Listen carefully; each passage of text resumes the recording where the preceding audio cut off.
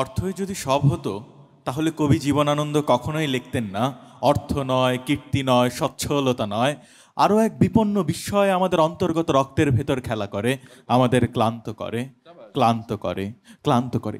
এই ক্লান্তি কে দূর করতে পারে? 1,000 টাকার নোট, 1,000 টাকার, $1,000 পারে না। কে পারে? সে প্রিয়তমা পারে। যে প্রিয়তমা বাসার থেকে আপনার জন্য পরোটা বানিয়ে একটি গাছের নিচে বসে আপনাকে বাদাম ছিলতে ছিলতে বাদাম গিলে খাইয়ে দেয়। আজকে আমার প্রতিপক্ষ দল সেই জিনিসটি ভুলে গেছেন।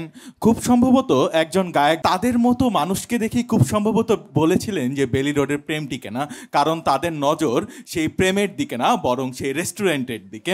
আজকে যদি দেখা হয় তাহলে আমরা দেখতে পারবো যে বাংলা সিনেমায় কখনো চৌধুরী সাহেবের ছেলেরা প্রেম পায় না, বরং এই যে বস্তিতে যারা থাকে অথবা যারা ওই গার্মেন্টস থেকে শুরু করে, প্রেম কিন্তু তাদের জীবনেই আসে।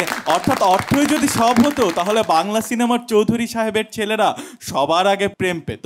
এই যে দেখুন, আজকে আমার পকেট ফাঁকা, তাই ছিনতাইকারীরাও আমাকে সম্মান করে। সেদিন রমনার ভেতর একটা ছিনতাইকারী ধরেছিল, আমি তাকে মানিব্যাগটা দিলাম, মানিব্যাগটা সে আমাকে ফেরত দিল। ফেরত দেওয়ার পর দেখলাম 5 টাকার মানিব্যাগে 105 টাকা দেয়। বললো যে ভাই আপনি বাসায় গিয়ে কিছু খেয়ে নেন। অর্থাৎ এই যে জীবনের সংকট, সেই সংকট পকেট ফাঁকা থাকলে কিন্তু আর পড়া যায় না। এই যে দেখুন, ছোটবেলায় আমার পকেটে কোনো টাকা ছিল না, আমি মেয়ে পটাতাম কিভাবে? কবিতা দিয়ে।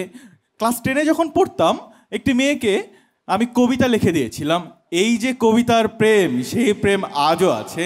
খুব সম্ভবত হামিদা নিসা আপু অন্য কারো পোস্ট দেখে আমার প্রেমকে কলঙ্কিত করার চেষ্টা করছেন, কিন্তু তা হবে না। আমার প্রেমিকা কিন্তু আমার সাথেই আছে।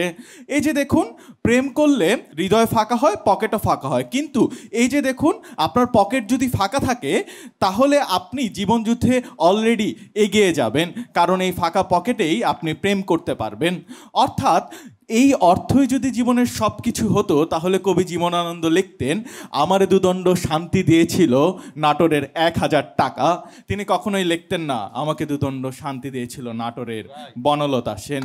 তাই আমি বিশ্বাস করি তারা একদিন জীবনের কোনো এক পর্যায়ে টাকাকে ভুলে প্রেমকে আপন করে তাদের প্রেমিকের হাত ধরে তারা জীবনের মঞ্চে আবার উপস্থিত হবেন। সেই দিন বুঝবেন আমরা ভুল নয়, বরং তারাই ভুল। ধন্যবাদ।